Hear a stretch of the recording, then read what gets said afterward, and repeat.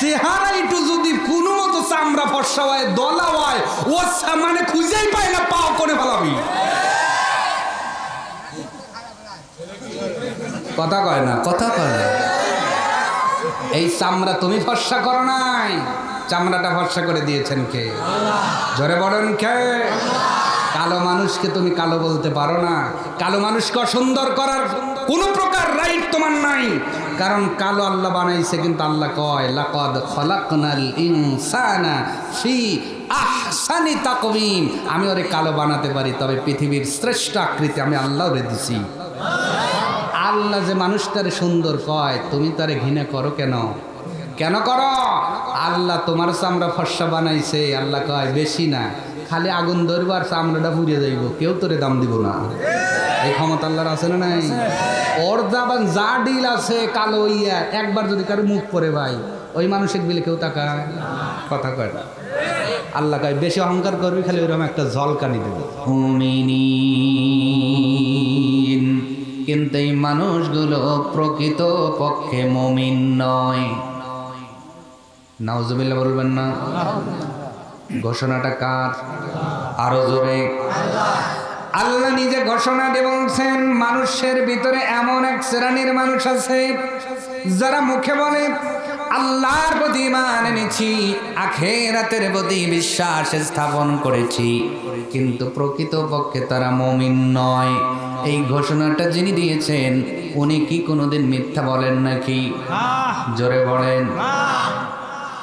তার মানে এই কথার দ্বারা বোঝা যায় আমাদের মধ্যে তিন দলের লোক আছে। কয় দল? জোরে জোরে। এক নম্বর এনসিপি, দুই নম্বর বিএনপি, তিন নম্বর জামাত। নাকি কোন আপনি? আওয়ামী লীগ তো চলে গেছে, যাওয়ার পরে যেই ঠেলা ঠেলি গুদাগুদি লাগছে, কথা কন। এবার আপনারা মনে করতেছেন হুজুর মনে হয় টাইনে এই তিন দলকে আবার নিয়ে আসবে, নাকি মনে করছেন আপনারা? কয় দল? জোরে জোরে।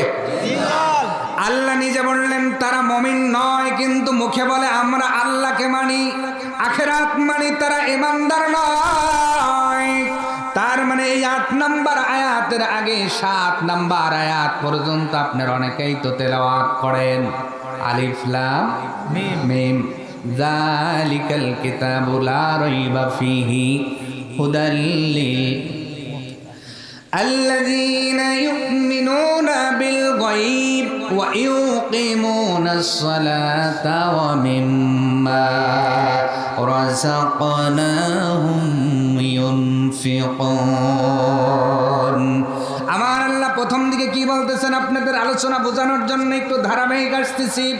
আমার আল্লাহ কোরআনুল কারীমের সূরা বাকারার প্রারম্ভ থেকে শুরু থেকেই বলতেছেন আলিফ লাম মিম হরফুল মুকাত্তাতের পর আল্লাহ পাক এই কিতাবের গ্যারান্টি দিয়ে বলছেন এই কিতাবের মধ্যে কোনো ভুল নাই, সন্দেহ নাই, আর এই সন্দেহ মুক্ত কিতাবটা মুত্তাকিদের জন্য পথ প্রদর্শক হবে।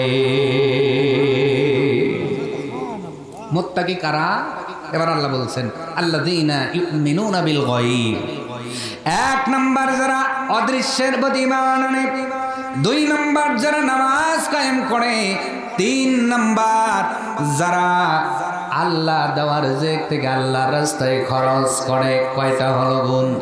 এবার আল্লাহ বলেন ওয়াল্লাযীনা ইউমিনুনা বিমা উনজিলা ইলাইকা ওয়া মা উনজিলা মিন ক্বাবলিক। আল্লাহু আকবার। আমার আল্লাহ বার বলেন মুত্তাকি হলো তারা, ওই তিন গুণের পাশাপাশি 4 নম্বর গুণ যারা ও নবী আপনার উপরে যে কিতাব নাজিল করা হলো এই কিতাবের প্রতি যারা ঈমান আনয়ন করে, বিশ্বাস স্থাপন করে, এবং পূর্বে যতগুলো কিতাব আমি আল্লাহ নাজিল করেছি, 3খানা বড় কিতাব ইতিপূর্বে ছিল, তাওরাত জাবুর ইনজিল, ঠিক কিনা? আর 100টা সহিফা কিতাব, এই কিতাবের উপরে যারা ঈমান আনয়ন করে, আল্লাহ পাক বলছেন অবিল আখিরাতি হুম ইউকিনুন। 6 নাম্বার যারা আখিরাতকেও মানে তারাই হলো মুত্তাকি। আমি 8 নাম্বার আয়াত পর্যন্ত নেব, আগে একটু পূর্বের থেকে যদি বলি আপনাদের বুঝতে সুবিধা হবে। দল কয়টা বলছি? প্রথম দলের কথা আল্লাহ বলতেছেন মুত্তাকি। প্রথম দলের নাম কি? আরো জোরে। প্রথম নাম্বার দল হলো মুত্তাকির দল। এই মুত্তাকির গুণ আল্লাহ বর্ণনা করে এবার বলছেন, পৃথিবীর মানুষ শোনো, দুনিয়ার জমিনে যারা মুত্তাকি হবে তাদের অবস্থা কেমন হবে? উলাইকা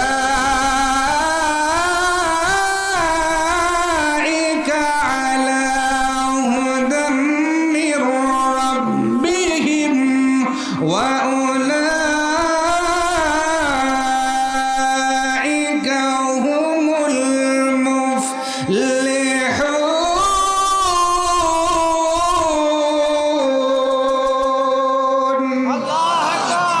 আমার আল্লাহ বলেন, এক নাম্বার দল হলো মুত্তাকির দল। যারা মুত্তাকি হবে আপাতত এই 6টা গুণ যারা অর্জন করবে, আমার আল্লাহ ঘোষণা দিয়ে বলেন, উলাইকা আলা হুদাম মির রাব্বিহিম, তাদের রবের পক্ষ থেকে তারাই হলো হেদায়েত প্রাপ্ত।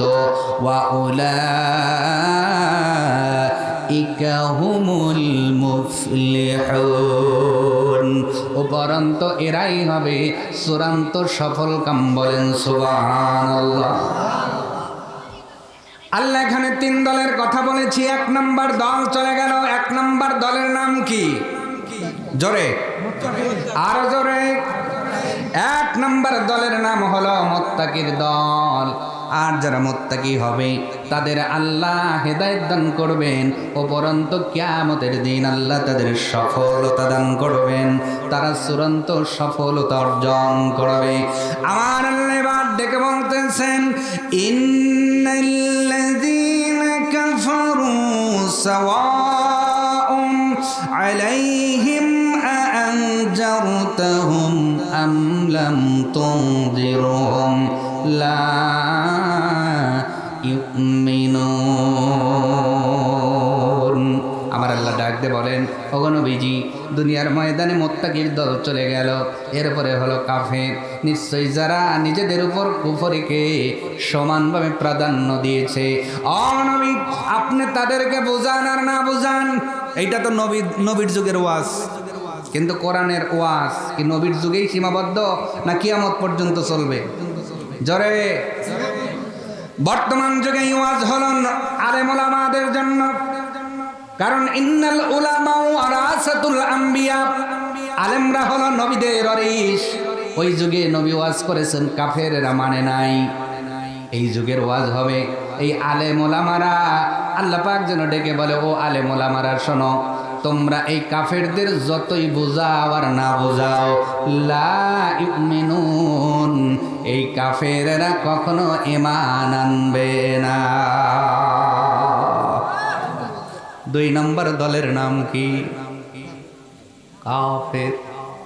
আরো জোরে, জোর হলো না? দলের নাম সহ আবার লোকগুলো চিনে যাওয়া লাগবে আজকে, ঠিক কিনা? 1 নম্বর মুত্তাকির দল, 2 নম্বর হলো আল্লাহ কাফেরের পরিচয় দিয়ে বলে, ওগো নবী, ও আলেম ওলামারা, কিয়ামত পর্যন্ত নবীর উত্তরসূরি হয়ে তোমরা এই কাফেরদের যতই বোঝাও না কেন, গারকে কাত হইয়া যায়, সারা রাত ওয়াজ করবা, যাওয়ার সময় বলবে হুজুর রাজনীতি করে গেছে। কতক্ষণ হুজুরের খায়া কাম নাই, রাজনীতি করবে কেন? হুজুর যেটা করছে তার নাম আসল নীতি, এইটা ছাড়া থাকবে না কোনো গতি। ঠিক কিনা কম? তার মানে মাছের উপর কে?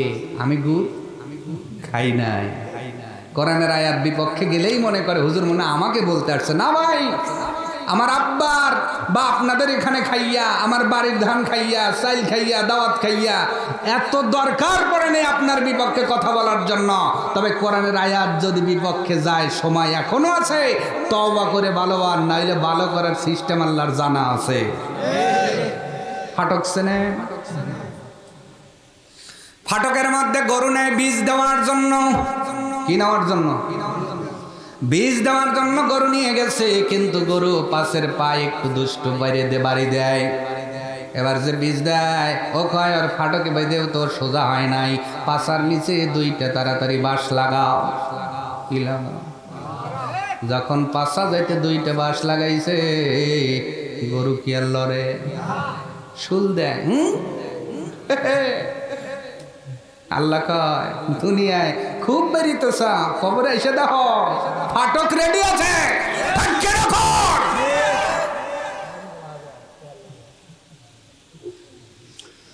সম্মানিত হাজিরিন লক্ষ্য করেন, আমি কারোর বিপক্ষে বা পক্ষে বলার জন্য আসি নাই, পক্ষেও বলবো না বিপক্ষেও বলবো না, কিন্তু আল্লাহর কসম, আল্লাহর কোরআনের আয়াত যদি আমার বাবার বিপক্ষেও যায় আমার বলাই লাগবে। সোজা কোরআন হবে না, সোজা আমার বাপকে হওয়া লাগবে। যদি আমার বাপকে দেখেই ভয় না পাই, আপনাকে দেখে ভয় পাওয়ার টাইম আমার নাই। সম্মানিত হাজিরিন লক্ষ্য করেন, দ্বিতীয় নম্বর দলের কথা আল্লাহ পাক ডাকতে বলেন, এই দলের নাম হলো কাফের। ইন্নাল্লাযীনা কাফারু, নিশ্চয়ই যারা কুফরি করেছে, সাওয়াউন আলাইহিম, নিজেদের উপরে যারা কুফরিকে ডেকে নিয়েছে, এদের বুঝান আর না বুঝান, এরা কখনো ঈমান আনবে না। কেন আনবে না? আল্লাহ পাক তার কারণটা বর্ণনা করে বলেন, খাতামাল্লাহু আলা قلوبهم وعلى سمعهم وعلى أبصارهم غشاوة ولهم عذاب عظيم। আমার আল্লাহ তাআলা ডাক দিয়ে বলেন, এই কাফেররা ঈমান আনবে না, তার এক নম্বরের কারণ হলো খতামাল্লাহু আলা কুলুবিহিম, আল্লাহ তাদের অন্তরের উপরে সিলমোহর মেরে দিয়েছেন। আমার ভাইয়েরা, সিলমোহর মারার অর্থ হলো আল্লাহ তালা লাগায় দিয়েছেন। আপনার বাড়িতে গেট আছে, মেইন গেটে যদি বড় তালা থাকে, ওই গেট দিয়ে কেউ কি ঢুকতে পারবে নাকি? আসতে বলবেন না, জোরে বলেন, ঢুকতে পারবে নাকি? মেইন গেটের মধ্যে তালা থাকলে ওই ঘরে, ওই বাড়িতে কি যেমন কেউ ঢুকতে পারে না। অন্তরের মধ্যে তালা লাগাইলে ওই অন্তরে আল্লাহর ঈমান ঢোকে না। কিন্তু আল্লাহ বলেন, এই কাফেরদের অন্তরে সিলমোহর মারা হয়েছে। শুধু তাই নয়, ওয়ালা সামঈহিম, তাদের শ্রবণ শক্তিকে নষ্ট করে দেওয়া হয়েছে। ওয়ালা আবসারিহিম গিশাওয়া, তাদের দেখার উপরে পর্দা ফেলে দেওয়া হয়েছে। এবার আপনারা বলবেন, হুজুর তাহলে আল্লাহই তো দায়িত্ব নিয়ে তাদের অন্তরকে মোহর মারল, তাদের শোনা বন্ধ করে দিল, তাদের দেখা বন্ধ করে দিল, তাহলে তো দোষ ওদের না, দোষ কার? আপনার কাছে তাই মনে হয়? হ্যাঁ, জন্ডিস রোগ হয়েছে। কি রোগ? ভালো করে বোঝেন, কি রোগ? জন্ডিস রোগ। জন্ডিস রোগ হইলে গরুর গোশত কি বালা না খারাপ? খাওয়া যাবে কি যাবে না? হইছে চুলকানি, আপনি যদি পুঁই শাক খান, ভালো না খারাপ? কথা কয় না? ডাক্তার মানা করে দিয়েছে পুঁই শাক খাওয়া যাবে না, এটা খাইলে আপনার চুলকানি বাড়বে। আপনি ওষুধ মোটামুটি খান, আবার পুঁই শাকও খান। কি খান? পুঁই শাক খান, ইলিশ মাছ, চিংড়ি মাছ, কথা কয় না?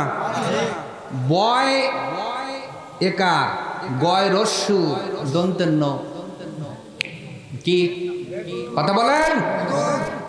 এই যে নামগুলো বললাম চুলকানির জন্য, এইগুলো ভালো না খারাপ? বলেন। ডাক্তার প্রেসক্রিপশন করে দিয়েছে, ওষুধের পাশাপাশি এই খাবারগুলো খাওয়া যাবে না, আপনার শরীরের জন্য হানিকর, খারাপ, আপনার শরীরের জন্য অত্যন্ত মারাত্মক। কিন্তু আপনি যেমন খাওয়ার পরে রোগের কারণে আপনার চুলকানি বেড়ে যায়, আল্লাহ পাক ডাক দিয়ে বলে, দুনিয়ার জমিনে যারা কুফরি করেছে, এই যে অন্তরে তালা আমি মারি নাই, কুফরি করার মাধ্যম দিয়ে তার অন্তরে এমনি তালা পড়িয়ে গেছে। আমি আল্লাহ নিজের শোনা বন্ধ করে দেইনি, ওই রোগের কারণে বন্ধ হয়েছে। রোগটার নাম কুফর। রোগটার নাম কি? অতএব যারা দুনিয়ার জমিনে কাফের কুফর হয়ে গেছে, তাদের অন্তর সিলবদ্ধ হয়ে গেছে, শোনা বন্ধ, দেখাও বন্ধ। এই মানুষগুলো ভালো কথা শুনেও শুনবে না, ভালো জিনিস দেখেও দেখবে না, ভালো কথা শুনেও শুনবে না। এরা ভালো জাত না, কোরআনের ভাষায় এরা হলো কাফের মার্কা। এরা কয় নাম্বার দল? জোরে বলেন। এক নাম্বার কি যেন বলেছি? এক নম্বর মুত্তাকি, 2 নম্বর হলো কাফের। আল্লাহ পাক এবার ডাইকে কয়, ও বান্দা বান্দি,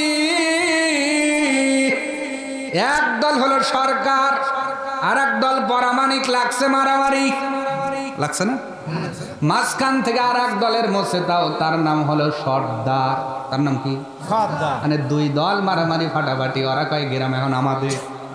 আল্লাহ কয় একদল মুত্তাকি জান্নাতি, আর একদলকে চিনাইলাম এরা হলো জাহান্নামী। ওয়ালাহুম আযাবুন আযীম, তাদের জন্য ভয়ঙ্কর শাস্তির সুসংবাদ দাও। তার মানে একটা দল আল্লাহর হেদায়েত পেল, সফল কাম হলো, আর একদল কাফের হওয়ার কারণে আযাবে গ্রেফতার হলো। আল্লাহ কয় এর মধ্যে আবার 3য় নম্বর দল আছে, এদের বর্ণনাই আজকে আমি দেব, কারণ ওই 2 দলকে চেনা যায়, এই দলকে চেনা যায় না। গিরগিটির মতো রং বদলা, কথা কয় না ভাই? আপনারা ওই মৌসিম আছেন, দেখছেন? মৌসিমোয়া, এক এক এলাকায় এক এক নাম কয়। আবার ওই বাঁশপাতারি ফেসা, যদি কেউ প্রথম দেখে মনে করবে উনকে এইটাই ওইটা, কথা কয় না? সিমিলারিটি কিছুটা এর সাথেও যায়, ওর সাথেও যায়। আল্লাহ কয় কিছু লোক আছে ওর সাথেও যায়, এর সাথেও যায়। 2 দল রেসি নাইছি, এরা প্রকাশ্য মুত্তাকি, এরা প্রকাশ্য কাফের। কিন্তু এক দল আছে একবারে সাফা মানুষ, জেম্মু। এইবার তাদের বর্ণনা, وَمِنَ النَّاسِ مَن يَقُولُ آمَنَّا بِاللَّهِ وَبِالْيَوْمِ الْآخِرِ وَمَا هُم بِمُؤْمِنِينَ।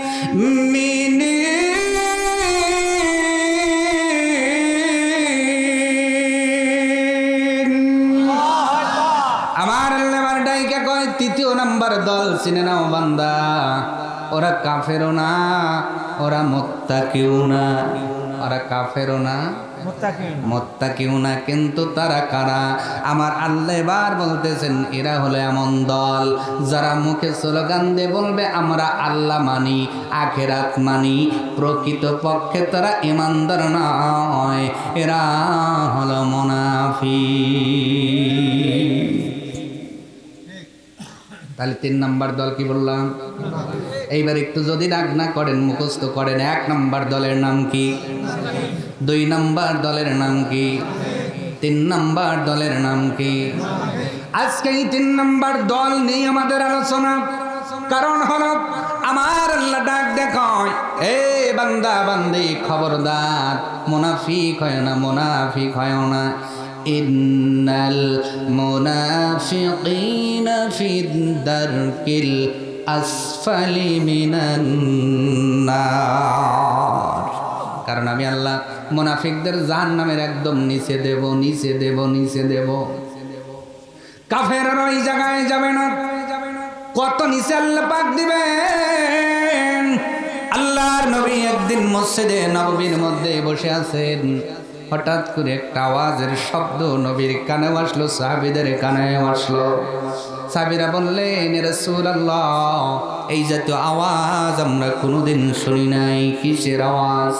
নবীজি ডাক দিয়ে বলেন, সাহাবীরা রে, 70 বছর আগে জাহান্নামের উপর থেকে পাথর ছাড়া হয়েছিল, এই পাথরটা সবে মাত্র জাহান্নামের নিচে পড়ল।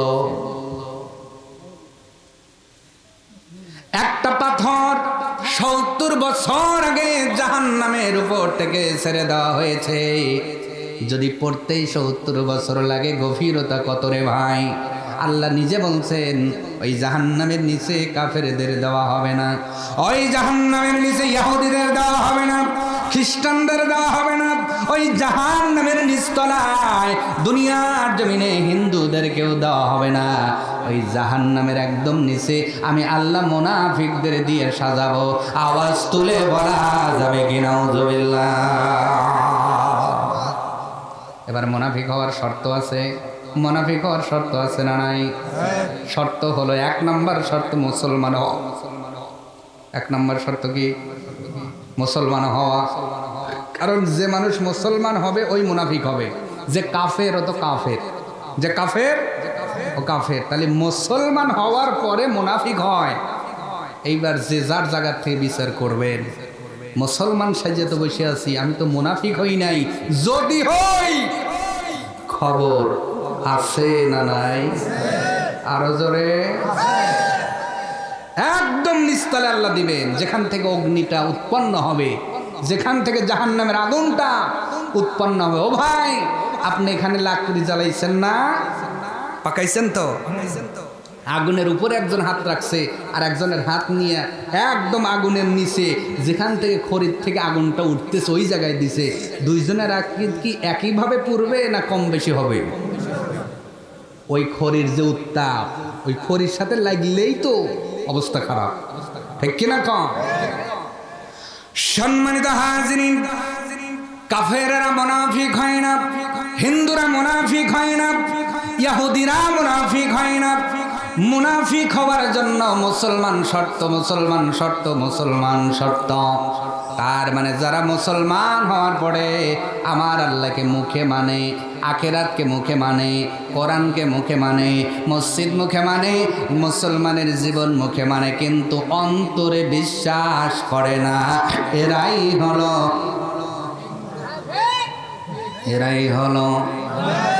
আরো জোরে জোরে হলো না।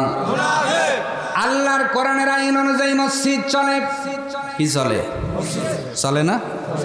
ওই ইমামি যখন বলে সমাজের মধ্যে কোরআন চলবে, আমার গায়ে আগুন জ্বলে, আমি আর সইতে পারি না, সইতে পারি না। কিরে ভাই, যেই কোরআন দিয়ে মসজিদের মতো জায়গা পরিচালিত হতে পারে, আর মসজিদ পরিচালিত হয় বিনা ওই মসজিদের মধ্যে কোনো মারামারি নাই।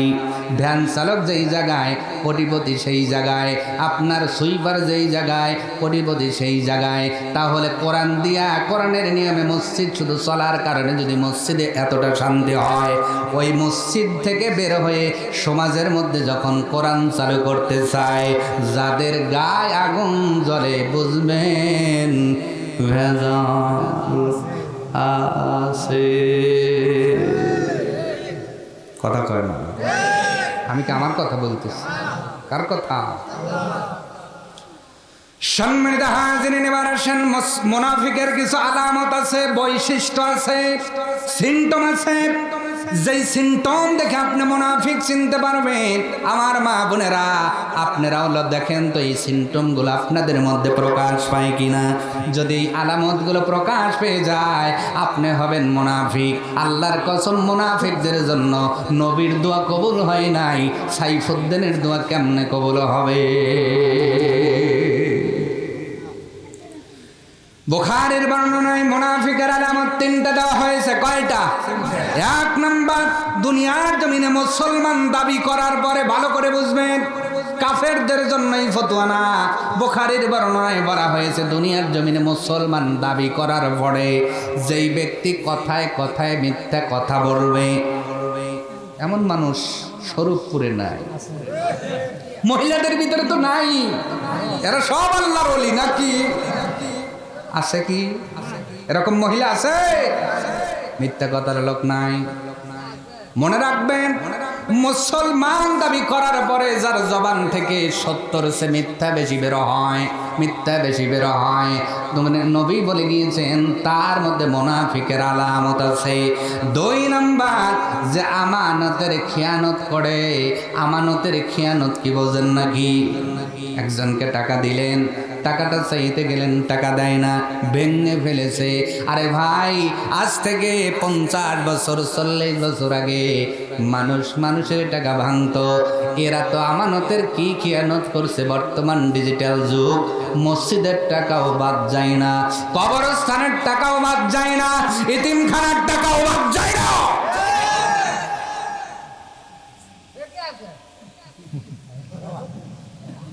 সাসা ওয়াজ বুঝতেছে ভালো কথা কম? ভুল বললাম? মানুষের ইমান কত নিচে গেলে ইতিমখানার টাকা ভাঙতে পারে? কথা কয় না? হিসাব চাইলে তখন আবার গোষ্ঠীর ফষ্টি দেখায়, জানো কোন গোষ্ঠীর লোক? হিসাব চাপ। আল্লাহ কয়, ও বান্দা, ওনে না হিসাব না দিলি 2 দিন পর যে কবরে আসবি, কি করবি? বুঝে শুনেছ?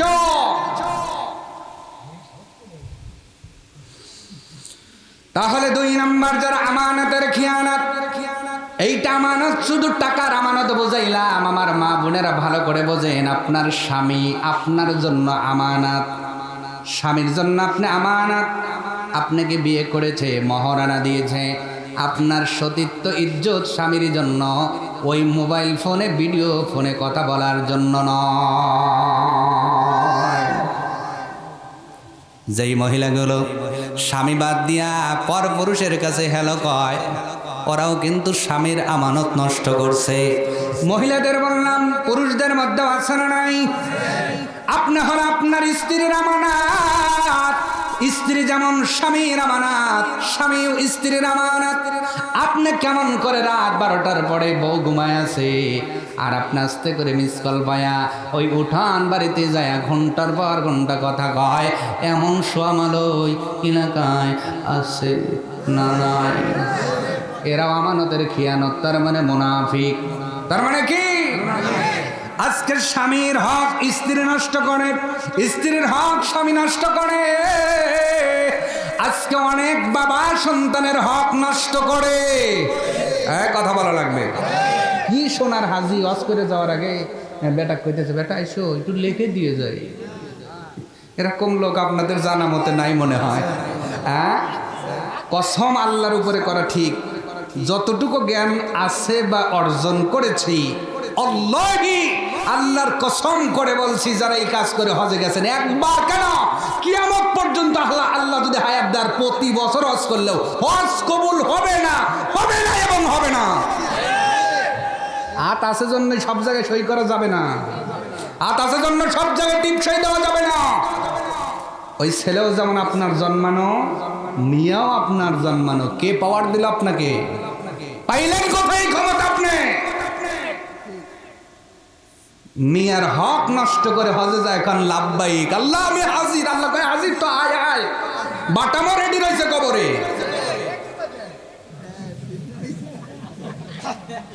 এরকম শ্রোতার 10 জনের দিতে কামাইতো। সুবহানাল্লাহ। তার মানে বোঝা যাইতেছে চাচা বড় অ্যাক্টিভ আছে। আপনারা কি রাগ করতেছে? আমার ওয়াজের কই কাটার সিস্টেম এইরকম। এখন আপনারা যদি কন যে না দ্বিতীয় বক্তার মতো একটু মধুর ওয়াজ করা লাগবে, তাহলে ভাই আমি একটু মোনাজাত দেব। কষ্ট হচ্ছে আপনাদের? কারণ আজ সমাজ যে সব জায়গায় অসুস্থ হয়েছে, কোরআন হাদিস দিয়ে মানুষকে এই রোগগুলো ধরায় না দিলে মানুষগুলো সুস্থ হবে না। ঠিক কিনা কম? কারণ আমি কোরআনের চশমা হাদিসের চশমা পরে দেখতেছি মানুষগুলো আজকে ইমানের দিকে রুগ্ন। ঠিক কিনা? এই রোগ আমাদের মধ্যে আছে না ভাই? আছে না? আবার অনেক বাবা এক সন্তানের প্রতি একটু নরম, এই জন্য একটা ছেলেকে বেশি দেয়, একটা ছেলেকে কম দেয়। ঠিক কিনা কম? এটা কি ঠিক? এটা আপনি আমানতের খেয়ানত করেছেন। আল্লাহ আপনাকে আমানত দিয়েছেন সন্তান, এই সন্তানের হক নষ্ট করার অধিকার আল্লাহ দেয়। হক নষ্ট করবেন জন্মের পর থেকে, আর যখন বুড়া হয়ে যাবেন হুজুরের কাছে দোয়া চাবেন, হুজুর দোয়া করেন আমার সাল যেন আমাকে রসগোল্লা দেয়। সন্তানের ওপরে বাবা মার হক 19টা। বলেন কয়টা? জোরে। 19টা। এই 19টা হক যদি কোনো মা বাবা আদায় করে, তাহলে ওই সন্তান 14টা আদায় করবে। এই 14র মধ্যে বেঁচে থাকতে পাবেন 7টা, মারা গেলে পাবেন 7টা।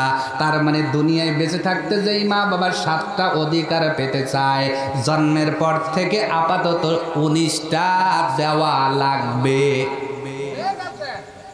মা বাবা যারা বাবা হইছেন 19টা দিচ্ছেন তো 19টা দিলে উনি 7টা বা 14টা দিব, মরার পর আরো 7টা বোনাস দিবে। সুবহানাল্লাহ।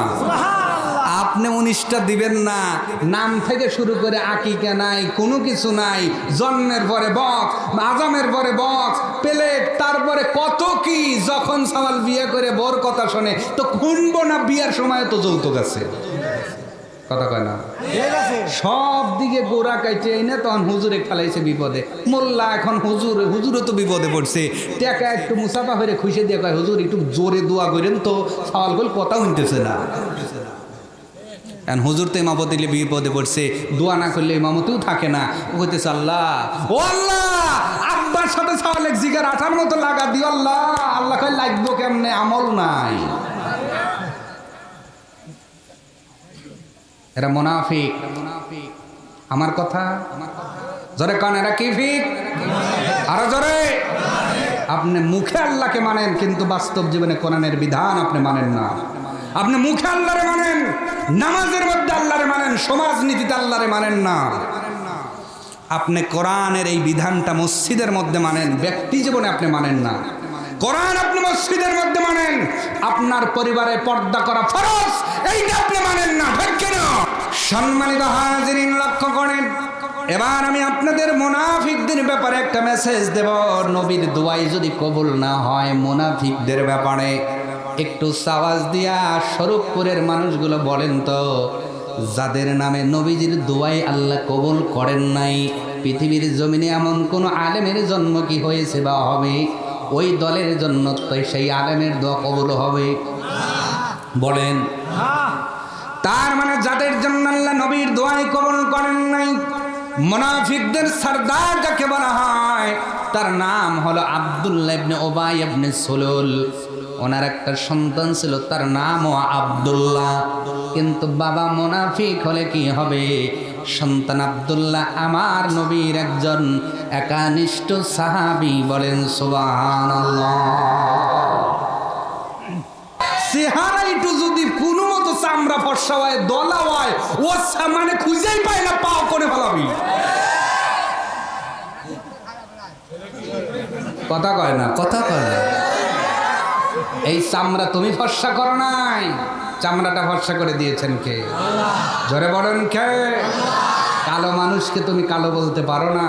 কালো মানুষকে অসুন্দর করার কোনো প্রকার রাইট তোমার নাই, কারণ কালো আল্লাহ বানাইছে। কিন্তু আল্লাহ কয়, লাকাদ খালাকনাল ইনসানা ফি আহসানি তাকওয়িম। আমি ওরে কালো বানাতে পারি, তবে পৃথিবীর শ্রেষ্ঠ আকৃতি আমি আল্লাহ ওরে দিছি। আল্লাহ যে মানুষটারে সুন্দর কয়, তুমি তারে ঘৃণা করো কেন? কেন করো? আল্লাহ তোমার চামড়া ফর্সা বানাইছে। আল্লাহ কয়, বেশি না, খালি আগুন ধরবার চামড়াটা পুড়িয়ে যাইব, কেউ তোরে দাম দিব না। এই ক্ষমতা আল্লাহর আছে না নাই? ওর যা ডিল আছে কালো ইয়া, একবার যদি কারো মুখ পরে ভাই, ওই মানুষের বিলে কেউ তাকায়? কথা কয় না। আল্লাহ কয়, বেশি অহংকার করবি, খালি ওইরকম একটা ঝলকানি দেবে। কথা কর না কেন? তবে এই চেহারার অহংকার করা যাবে? চেহারার অহংকার করেছিল আবু লাহাব, কবরের মধ্যে এখনো ছায়া যাইতেছে। আর চেহারা ছিল হলো বেলালের, একদম কালো কুসকুসা, ঠোঁট মোটা, ফাটা, খাটো, সব দিক দিয়েই আমরা যারে সামাজিকভাবে অসুন্দর বলি, কিন্তু এই বেলালের আজানের ধ্বনি নবী জান্নাতে শুনেছে। জন্ম হোক যথাযথ, কর্ম হোক ভালো, তোমার চামড়া আল্লাহ দেখবে না, তোমার বংশ আল্লাহ দেখবে না, তোমার জমি আল্লাহ দেখবে না, তোমার টাকা আল্লাহ দেখবে না, তোমার বিল্ডিং আল্লাহ দেখবে না। আল্লাহ দেখবে তোমার ঈমান এবং নেক আমল। ঠিক কিনা কন? তোমার ঈমানের কোয়ালিটি আর আমলের কোয়ালিটি কেমন, এইটা আল্লাহ দেখবেন। অতএব যাবৎ ছাড়া যে অহংকারের কথা বললাম, আছে না নাই? এই অহংকার কি কোনটাও কবরের মধ্যে কাজে লাগবে ভাই? লাগবে না। প্রিয় বোনেরা, প্রিয় মায়েরা, যারা আজকে বাপের বাড়ির অহংকার করেন, করে না? স্বামী যদি একটু লো কোয়ালিটি হয়, লো কোয়ালিটি বোঝেন, যে বাবার বাড়ির চাইতে একটু ডাউন, ওরে আল্লাহ, উঠতি বসতি তো খালি ডাইল, মরার ঘরের বড় তো বিয়ে যাবে। কথা কয় না? আচ্ছা না, কত জ্ঞান জ্ঞানী খ্যান খ্যানি, এইটা পাইলাম না, ওইটা পাইলাম না, এই ঘরে থাকা যায়, হেনে শোয়া যায়, এইটা সেরা, ওইটা তালি, এইটা কত কি। স্বামী পরে কয়, আমি বিয়া করছি না কলের গায়ে নামছে, আল্লাহ জানে। কথা কয় না? ও মা, মনে রাখো, তোমার স্বামী আলীর চাইতে গরিব না। বলেন, আলীর চাইতে গরিব স্বামী এলাকায় আছে কেউ? বলে না, বলে না। 3 দিন চুলায় আগুন ধরাতে পারতেন না ফাতেমা, তার মানে কথা হলো 3 দিন যে না খায় থাকতেন বিষয়টা এমন না, শুকনা কিছু খাবার খেজুর কোরমা কিছু আসতো সেইটা ওনারা খাইতেন, কিন্তু আগুন জ্বালায় পাকান লাগে এই জাতীয় বাজার হযরতে আলী 3 দিন করতেই পারেন নাই। এরকম গরিব মানুষ স্বরূপপুরে, বেড়াডাঙ্গা, এই আপনার বাজার কি কাশীনাথপুর, তারপরে এলাকায় কেউ আছে কথা কর না, আছে আছে ও মা, কেন বোঝো না? গরিবের ঘরে থাকা আল্লাহর নিয়ামত। সুবহানাল্লাহ কম। পারলে মেয়েটারে গরিবের ঘরে বিয়ে দিবেন। যেই ছেলে গায়ে খেটে কামাই করে ওই ছেলের হাতে মেয়েরে দিবেন, ও জান্নাতে যাবে, ও জান্নাতে যাবে, ঠিক কি না? আর মেয়েরে দেই হইলো যে বৈশে কামাই হারে বান্ডিল তল দিয়া, মানে প্রতিদিন ইলিশ মাছ খাওয়াইব, মনে রাখবা ও জামাইও হারামখোর, তোমার ওই হারাম টাকা দিয়ে ইলিশ খাওয়াইতেছে। কবরে গেলে সাইজ যদি ও হয় তোমারও হওয়া লাগবে। অতএব মেয়েরে বিয়ে দিলে হালাল ঘরের সাথে বিয়ে দেওয়া লাগবে। এই যেগুলো ওইগুলো বেশি করতেছে, সামনে বিয়ে আছে মনে হয়, হ্যাঁ বুঝতেছি তো। আল্লাহ আমার যুবকদেরকেও হালাল ভাবে উপার্জন করার তৌফিক দান করুন। এখন কিন্তু ওয়াজ করতেছি না, কিছু নসিহত করতেছি, খারাপ লাগতেছে আপনাদের? আমার যুবকদের বলবো, ভাই চাকরির পিছনে দৌড়াইও না। বাংলাদেশে মাত্র 5% মানুষ চাকরি করে। কয় পার্সেন্ট? ওর মধ্যে তুমি ঢুকবা সুদ ঘুষ দিয়া, কয় লাখ? 18 লাখ। কয় লাখ? 15 লাখ। সারা জীবন তুমি যেইটা কামাইবা সেইটা হলো হারাম। অথবা 15 লাখ টাকা তুমি যদি ব্যবসা ইনভেস্ট করো, তুমি ব্যবসা করো, হালালও হবে, আল্লাহ বরকত দিবে। নবীজি বলছেন 90 ভাগ বরকত আল্লাহ ব্যবসায় দেয়। সুবহানাল্লাহ কর না? কয় ভাগ? রহমতের 90 ভাগ আল্লাহ ব্যবসায় রাখছে। এ যুবকেরা শোনো, আজ এই বাংলাদেশের যারা সবচেয়ে বড় ধনী, ইন্ডিয়ায় যিনি সবচেয়ে মুকেশ আম্বানি, ওর থেকে শুরু করে ফেসবুক বলো, ফোন বলো, যে যারাই পৃথিবীর শ্রেষ্ঠ সেরা ধনী হয়েছে একজনও চাকরি করে হয় নাই, সবাই ব্যবসা করে হয়েছে। কথা কন না কেন? নবীর সাহাবী হযরত আবু বকর ব্যবসায়ী ছিলেন, নবী নিজেও ব্যবসায়ী ছিলেন। সুবহানাল্লাহ কন না? তা তোমরা কেন চাকরির পিছনে দৌড়াও? ওই টাকা দিয়ে ব্যবসা করো, আল্লাহ বরকত দিবে, হালাল খাইতে পারবা, ঠিক কিনা? আল্লাহ আমার যুবকদেরকে ব্যবসা করার তৌফিক দান করুক, হারাম থেকে বেঁচে হালাল খোর হওয়ার তৌফিক দান করুক। আর যাদের মেয়ে আছে আপাতত হালাল খোর জামাই খুঁজবেন। যদি কেউ হালালভাবে বড় লোক হয়, মোস্ট ওয়েলকাম। যদি হালালভাবে কেউ বড় লোক হয়, যদি সন্তান পান, ছেলেটা ভালো, চরিত্র ভালো, খালি বিল্ডিং দেখেন না, ছেলেটা কেমন, নিজের জীবনের সবচেয়ে দামি সম্পদ যেই ছেলের হাতে তুলে দিবেন, আগে দেখা লাগবে ওর চরিত্র কেমন। যেই মেয়েটা ঘুম না পারলে আপনি ঘুমান নাই, যেই মেয়েটা ছোট্টবেলায় হাসলে আপনার মুখে হাসি ফুটতো, যেই মেয়েটা কাঁদলে আপনি কান্না করতেন, যেই মেয়েকে এতটা ভালোবাসছেন, যাই না না যাই না, বুঝা না বুঝা ঘটক বলল আর আপনি বিয়ে ঠিক করলেন, এত দায়িত্ব জ্ঞানহীন আপনি হলেন কেন? মেয়েটাকে খোঁজ খবর নিয়ে বিয়ে দেওয়া লাগবে। আজকে সকালবেলা বিয়ে হয়, বিকেলবেলা সারাসারি হয়। কথা কর না কেন? একটা কারণ, আল্লাহ আমাদের কবুল করুক। মোহাম্মদ আলী ভাই যেই উদ্দেশ্য নিয়ে আজকের এই মাহফিল দিয়েছেন, আল্লাহ তার এই মাহফিলকে কবুল করুন। আমিন বলেন, বলেন, মুখ দিয়ে বলেন। আগামী সকাল থেকে মিথ্যা কথা বলবো না। আগামী সকাল থেকে আমানতের খিয়ানত করব না। আগামী সকাল থেকে মরণ পর্যন্ত কি করব না?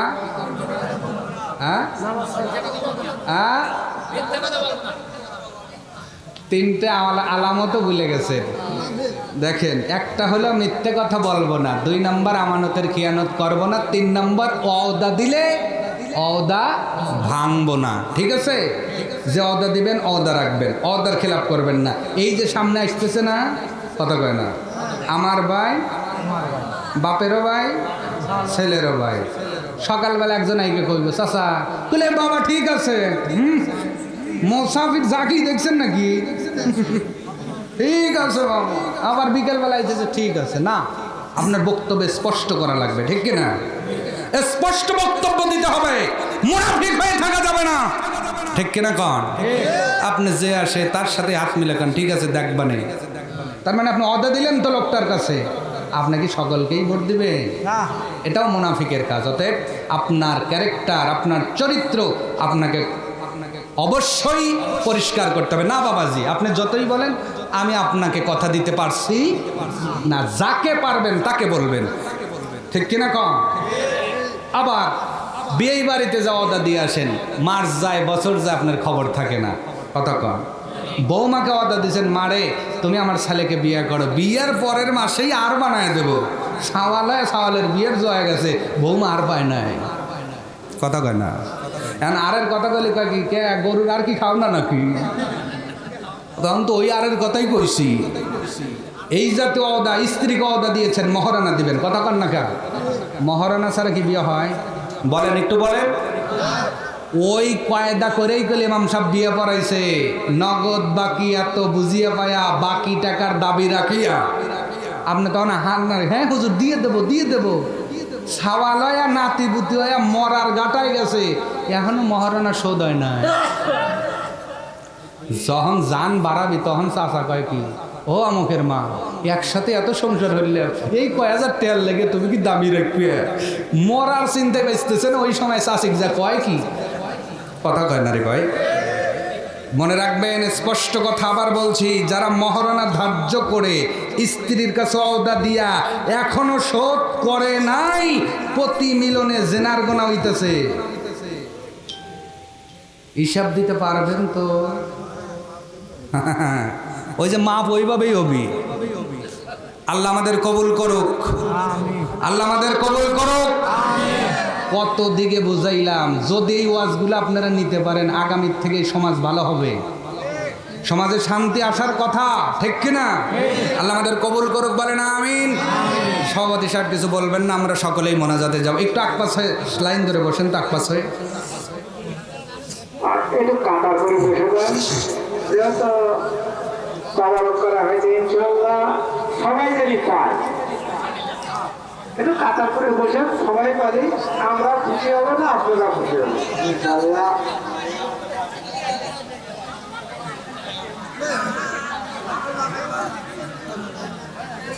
ভাই এটা বাজার না, এটা জান্নাতের বাগান। এটা কি?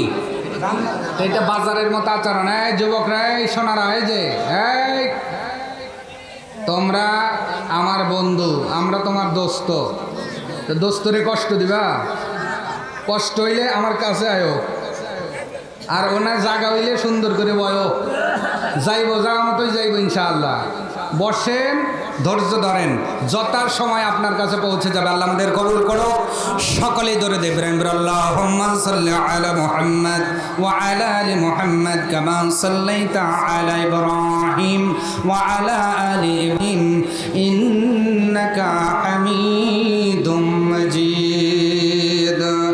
আল্লাহুম্মা বারিক আলা মুহাম্মাদ ওয়া আলা আলি মুহাম্মাদ কামা বারাকতা আলা ইব্রাহিম ওয়া আলা আলি ইব্রাহিম ইন্নাকা হামিদুম মাজিদ। আল্লাহুম্মা আমিন। الحمد لله رب العالمين، الصلاة والسلام على رسوله الكريم. ربنا آتنا في الدنيا حسنة وفي الآخرة حسنة وقنا عذاب النار. الله تعالى পবিত্র আসমানের নিচে প্রশস্ত জমিনের উপরে বিশ্বভূখণ্ডের ক্ষুদ্রতম একটা স্বাধীন রাষ্ট্র সোনার বাংলার এক প্রান্তর সড়কপুর পূর্বপাড়া মোহাম্মদ আলী ভাইয়ের দাওয়াতে আমরা অনেকগুলো মুসলমান গভীর রজনীতে কোরআনের মাহফিল থেকে হাত তুলে দিয়েছি। মেহেরবানি করে আমাদের মোনাজাতটুকুন তোমার দরবারে কবুল আর মঞ্জুর করে নাও। মাইক চালু হওয়ার পর থেকে যাবত পর্যন্ত আমি সহ যারা আলোচনা করলাম আর যারা আলোচনা শ্রবণ করলাম তদ অনুযায়ী সকলকে আমল করার তৌফিক দান করো। আল্লাহ তাআলা তোমার বান্দা মুহাম্মদ আলী কোন আশা নিয়ে কোরআন শোনার আয়োজন করলো, তোমার তো জানা বাকি নাই। মেহেরবানি করে ছাত্র মানুষ, আল্লাহ তুমি তোমার বান্দার যেন শক্তি খুলে দাও, হেফজ শক্তি বাড়ায় দাও, পড়াশোনার মধ্যে মনোযোগ দিয়া আল্লাহ সুন্দর রেজাল্ট করে অদূর ভবিষ্যতে হালাল একটা রিজিকের ব্যবস্থা করে দিও আল্লাহ। আল্লাহ তাআলা আমার ভাইজান মোহাম্মদ আলীর আব্বাজান দূরে দূরে থাকেন, একটু কাজের সন্ধানে, মেহেরবানি করে তার শারীরিক সুস্থতা দান করে দাও, কামাইয়ের যে বরকত দিয়ে দিও আল্লাহ। বংশের যারা মুরব্বীগুলো গহীন কবরে গেছে, কবরগুলো জান্নাতের টুকরা বানায় দাও। আমার ভাইজানের বোনের আকিকার উদ্দেশ্য নিয়ে খাসি জবা করা হয়েছে, আল্লাহ তোমার নবীর হাদিস অনুযায়ী ওই পশুর লোমের পরিবর্তে লোম, হাড়ের পরিবর্তে হাড়, গোস্তের পরিবর্তে গোস্ত, আল্লাহ তোমার নবীর হাদিস অনুযায়ী আল্লাহ এই পশুর প্রত্যেকটা অঙ্গ প্রত্যঙ্গের বিনিময়ে তোমার বান্দির বালা মুসিবত থেকে হেফাজত করে সুন্দর সুখময় একটা জীবন তুমি তাকে দান করে দাও। আল্লাহ তাআলা এই বাড়ির আসমানি বালার থেকে হেফাজত করো, জিসমানি বালার থেকে হেফাজত করো, পরিবারের ভাই বোন আল্লাহ এবং তার মা বাবার মধ্যে সুখ সমৃদ্ধি ঢেলে দাও, পরিবারের মধ্যে সম্পর্কের মধ্যে মরহম তুমি দান করে দাও। আল্লাহ তাআলা এই যে পূর্ব পাড়া মসজিদ আমাদের সামনে, আল্লাহ মেহেরবানি করে এই মসজিদ কিয়ামত পর্যন্ত বলবৎ রাখো। যারা এদের পক্ষে কাজ করতেছেন, যারা শ্রম দেন, টাকা দেন, মেহেরবানি করে ইমাম মুয়াজ্জিন সহ মুসল্লিদের সহ সকলকেই কবুল আর মঞ্জুর করো। মসজিদটাকে কিয়ামত পর্যন্ত বলবৎ রাখো।